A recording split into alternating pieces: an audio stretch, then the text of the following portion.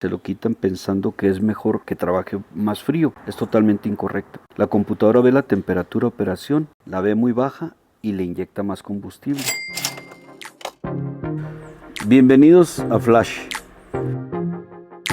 Causas probables de que un vehículo se caliente específicamente son 3.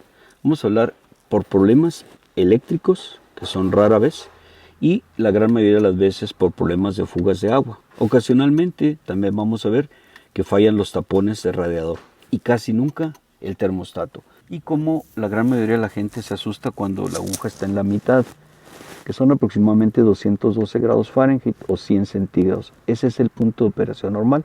No hay que asustarse cuando la aguja rebase los 200. La parte más esencial para realmente saber si un vehículo se está calentando o no es detectar que no haya fugas de líquido enfriador. El líquido enfriador es una mezcla de agua con anticongelante, pero su capacidad enfriadora es muy importante. Los vehículos modernos tienen que trabajar para mayor eficiencia del combustible, tienen que trabajar alrededor de 105 grados centígrados.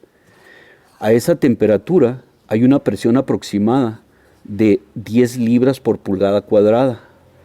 En una gráfica de temperatura contra presión, vemos que cuando se empieza a calentar el vehículo no hay presión.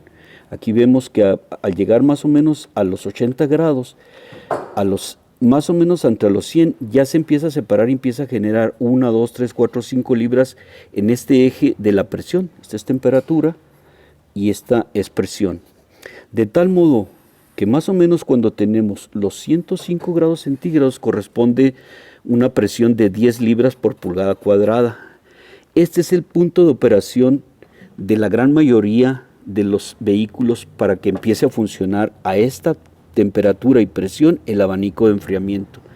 Eso es importantísimo, que tenemos que tener un vehículo que no tenga fugas de agua. Entonces, lo primero que se hace es revisar fugas. Para eso existen aparatos especiales. La gran mayoría de los talleres tienen la manera de revisar con medidores de presión de una manera en la que aquí le estamos bombeando presión al sistema y estamos viendo que de la línea azul a la línea roja estamos rebasando la capacidad máxima de presión del tapón. Ahí más o menos son 15 libras por pulgada cuadrada. A partir de ahí, cualquier cosa que tire presión está mal. Todo en el carro debe aguantar 30 libras como mínimo. ¿Qué es lo que debe aguantar 30 libras? Las mangueras, el radiador, las uniones que tienen empaques, las mangueras de la calefacción, alrededor de la calefacción. En este vehículo en particular, esta manguera, que es la de la parte alta, que es la que más sufre, ya tiene aquí demasiado blandito el hule, porque ya se soltaron las cuerdas internas. Esta manguera ya está podrida por dentro. Ya no sirve la manguera y genera fugas que gotean y hacen que se pierda la presión, ocasionando con eso que la temperatura no suba de 100 grados. También generamos un hueco en el radiador. Aunque prendieran el abanico directo, el hueco de aire en el radiador ocasionaría que el aire que entra para enfriar salga igual frío porque no hay líquido que enfriar. Mucha gente cree que se está sobrecalentando nada más porque ven que está tirando agua por el bote, cuando en realidad todo el problema únicamente era que el tapón del bote ya no servía. La gran mayoría de los tanques de radiador tienen para soportar hasta 15 libras por pulgada cuadrada, 15 pounds square inch, igual que este otro, que en este caso es de 13 libras por pulgada cuadrada, y en este tenemos de 16 libras por pulgada cuadrada. No es que se sobrecaliente, sino que el tapón no sirve, como en este caso particular donde ya no hay hule aquí, ya no sella. El tapón está calculado para que cuando exista la presión de trabajo, que en este caso era de 13 libras, la presión levante este resorte y eso hace que haya un rebose de agua, pero eso es cuando ya realmente, si el tapón está bueno y cuando ya realmente sí se sobrecalentó, entonces sí vamos a tener un calentamiento porque ya pasamos la temperatura de operación. Los termostatos fueron incluidos en el diseño para mantener la temperatura óptima para que haya menos desgaste en la máquina. La gran mayoría de los mecánicos que no saben se lo quitan pensando que es mejor que trabaje más frío, pensando que el calor les hace daño. Es totalmente incorrecto. La computadora ve la temperatura de operación, la ve muy baja y le inyecta más combustible. También trabajarlo a una temperatura inferior hace que haya más desgaste de la máquina. Los termostatos vienen para cada vehículo en particular a una determinada cantidad de grados, como en este caso es desde 180 grados Fahrenheit. Estamos probando un termostato. La temperatura del agua es importantísima para mantener que la máquina dure más tiempo. Los materiales de los que está hecho la máquina duran más cuando se trabajan a una temperatura constante. Este termostato que tenemos ya en agua hirviendo ya está en su punto de operación.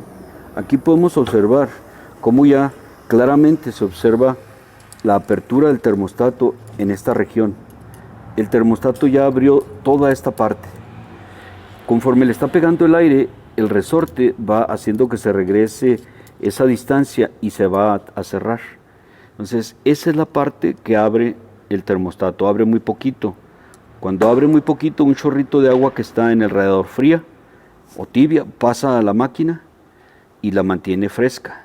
Al ratito que se calienta más la máquina, vuelve a tener temperatura el termostato y así va a estar haciendo en un ciclo, prendiendo y apagando para que se mantenga la temperatura de operación. Entonces, esa es la manera en la que el termostato mantiene siempre la temperatura constante. Y esta es la manera en la que se prueba un termostato en el banco de trabajo. Generalmente nunca fallan porque tienen una cámara de parafina. El tamborcito de color cobrizo que se ve enseguida del resorte es el tamborcito que está lleno de parafina. La parafina tiene una capacidad de expansión muy alta y en el 99% de los casos nunca falla. Generalmente fallan otras cosas, pero por el calentamiento el termostato es muy difícil de que falle, son altamente confiables. La temperatura en el agua es de 80 grados o más y el termostato se vuelve a abrir en esa región. Cuando la máquina está fría, el tiempo de inyección es muy alto, gastamos mucho combustible. Cuando la máquina ya está caliente, entonces disminuye mucho el tiempo de inyección, ahorrando mucho gasolina. Es rara la vez en las que realmente falla tanto un sensor de temperatura. Para los que saben, pues este es un diagrama electrónico, el sensor va conectado a la computadora y es todo lo que necesita información. La computadora toma decisiones según los grados que tenga este sensor, va a ordenar que se empiecen a prender en diferente orden unos relevadores que controlarán dos abanicos de enfriamiento en este caso. Ahorita vamos a pasar a este vehículo en particular, que es un Pontiac Grand Am modelo 2003. Cuando quieren que jueguen en conjunto, pueden sacar una sola velocidad en un abanico y una velocidad media en ambos o alta velocidad en los dos. Ahorita vamos a pasar específicamente al vehículo para ver cómo lo activan a través de relevadores. Casi nunca fallan los fusibles, casi nunca fallan los relevadores y muy rara vez fallan los abanicos, los motores de los abanicos. Físicamente en el vehículo, lo que habíamos visto allá en el diagrama, tenemos aquí que los relevadores número 12, 14 y 15, que vendrían siendo los que están colocados en estas tres posiciones, son relevadores controles de las velocidades del abanico.